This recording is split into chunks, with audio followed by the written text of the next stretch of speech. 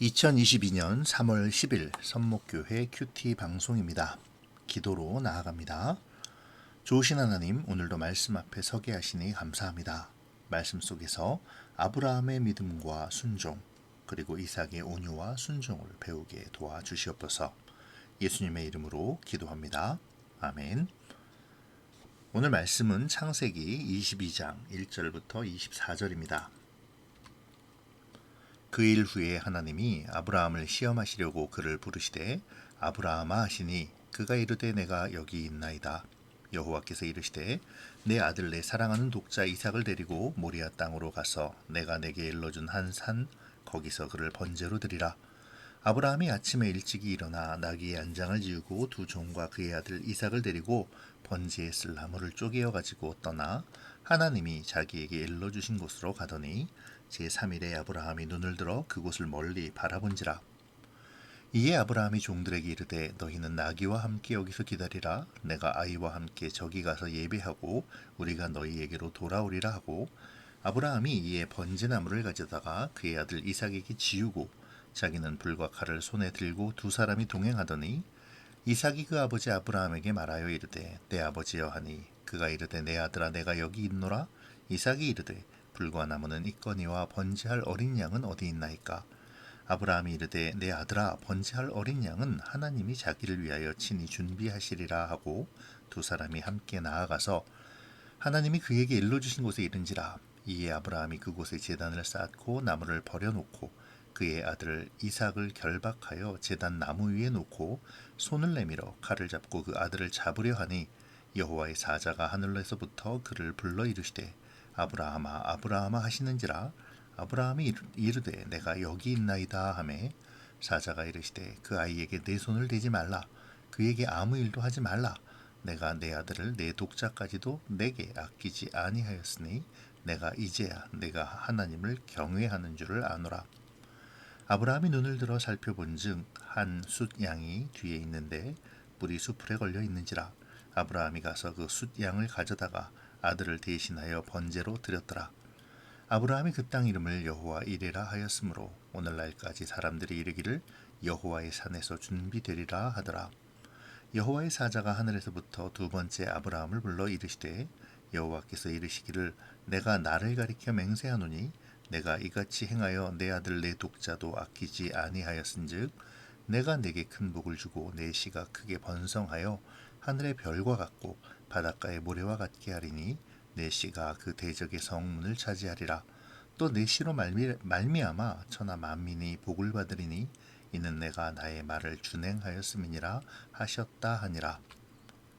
이에 아브라함이 그의 종들에게로 돌아가서 함께 떠나 부엘세바에 이르러 거기 거주하였더라.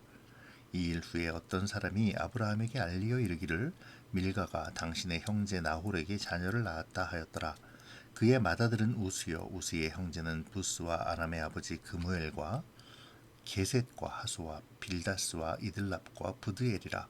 이 8사람은 아브라함의 형제 나홀의 아내 밀가의 소생이며 부드엘은 리브가를 낳았고 나홀의 첩 르우마라 하는 자도 데바와 가함과 다하스와 마아가를 낳았더라. 아멘.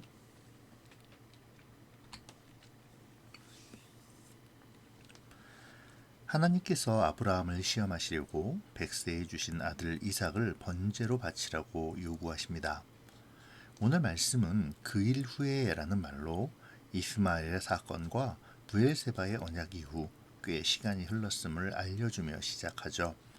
이스마엘이 쫓겨날 때 갇혔을 때의 아이였던 이삭은 이제 번제역 나무를 지고 산을 오를 만큼 충분히 성장했습니다. 적어도 쫓겨날 때의 이스마엘의 나이는 되었을 것입니다.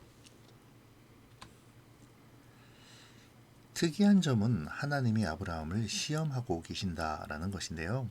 시험한다는 것은 어떤 사람의 실체가 무엇인가를 검증해 보는 것으로 이 과정은 일반적으로 어려움이나 고난을 내포하고 있는 것이죠.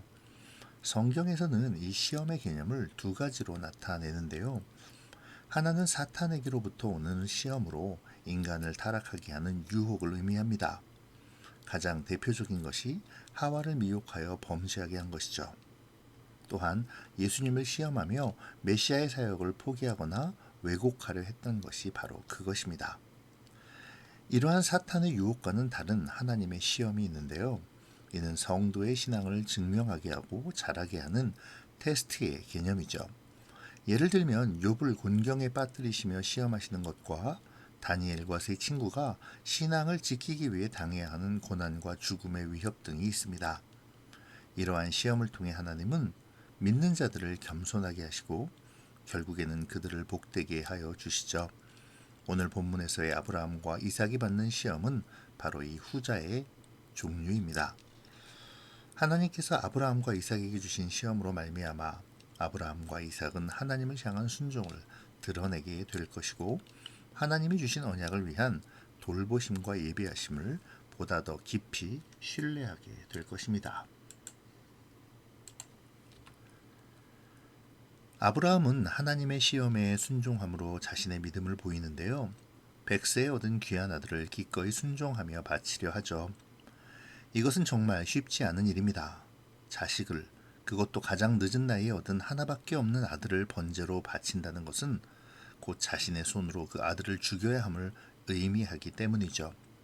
누가 자신의 자식을 죽이는 것을 좋아하겠습니까?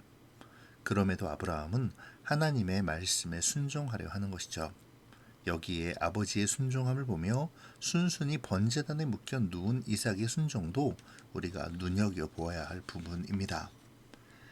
이렇게 순종의 모습을 보이는 아브라함과 이삭에게 하나님은 미리 예비하신 수장을 허락하심으로 이삭의 죽음을 막으시죠. 그리고 그 예비하신 양으로 드리는 제사를 기뻐 받으십니다. 아브라함은 그 땅의 이름을 여호와 이레 곧 하나님이 예비하셨다라고 부르죠. 이는 양을 허락하셔서 생명을 구원하신 하나님의 은혜를 생각하며 드리는 아브라함의 고백이기도 합니다. 이러한 아브라함의 고백과 순종에 하나님은 바로 응답하시는데요. 여호와의 사자를 시켜 하나님께서 아브라함에게 전해 주셨던 그 언약을 재확인시켜 주시는 것이죠. 이어지는 말씀은 아브라함의 형제인 나홀의 가계입니다. 이 나홀의 가계가 나오는 이유는 이제 말씀의 주체가 아브라함에서 이삭으로 흘러감을 보여주기 위함이죠. 이는 나홀의 아들들의 이름들이 열거되는 가운데 이삭의 아내가 되는 리브가의 이름이 나오는 것으로 알 수 있습니다. 이제 리브가를 통해 하나님께서는 아브라함에게 약속하신 언약, 곧 아브라함의 후손이 계속 퍼져나갈 것을 약속해 주시는 것입니다.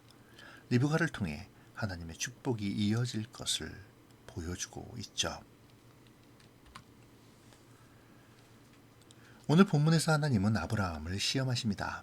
그 시험은 결국 우리를 낮추어 복을 받게 하려 하심이죠. 그리고 그 시험의 통과 기준은 하나님에 대한 경외입니다. 하나님을 경외하는 것은 우리 신앙의 본질적인 요소이죠.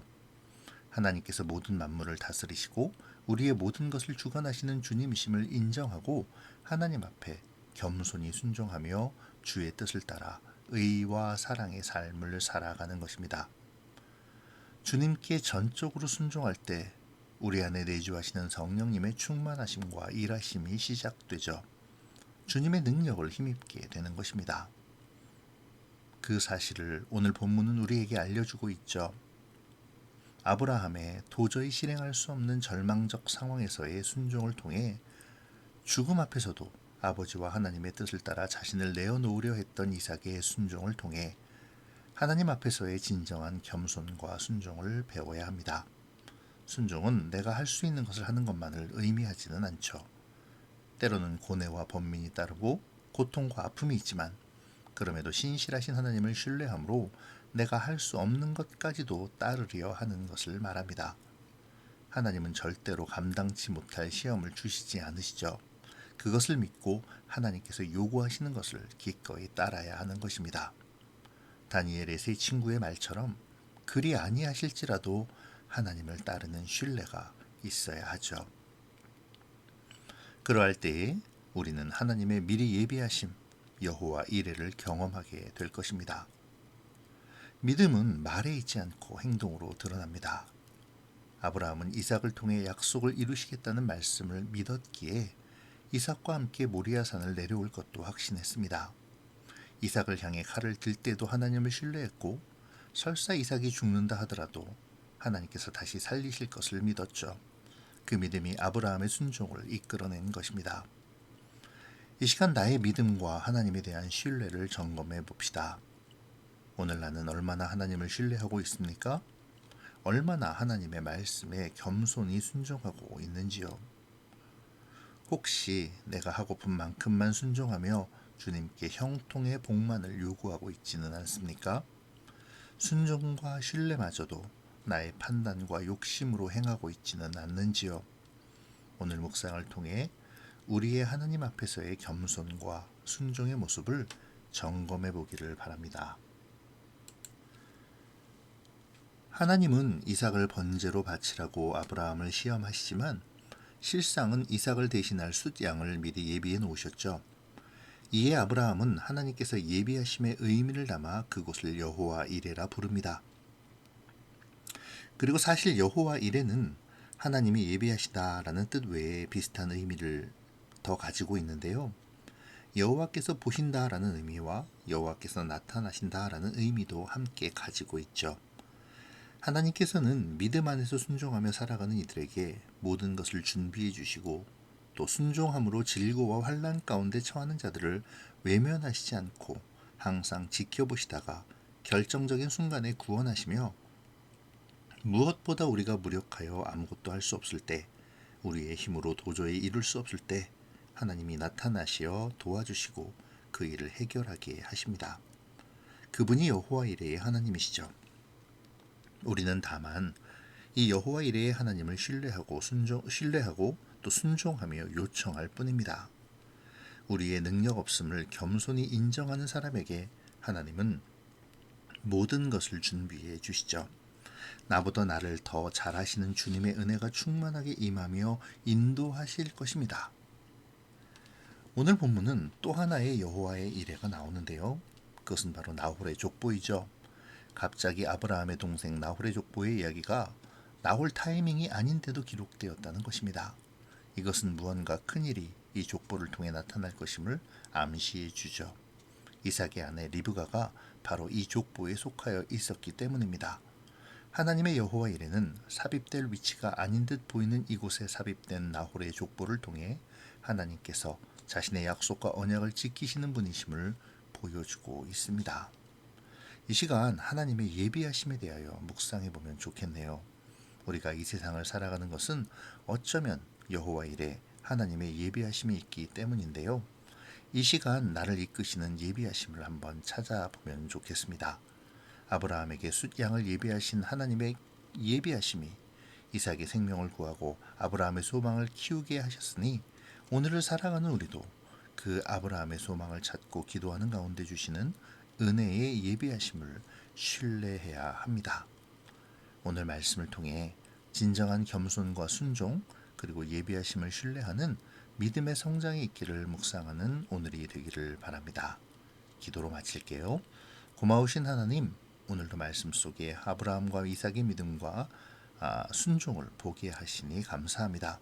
주님, 오늘 바라본 믿음과 겸손한 순종으로 말미암아 주님의 충만을 얻게 하시고 여호와 이레 예비하시는 은혜를 경험하게 하여 주시옵소서.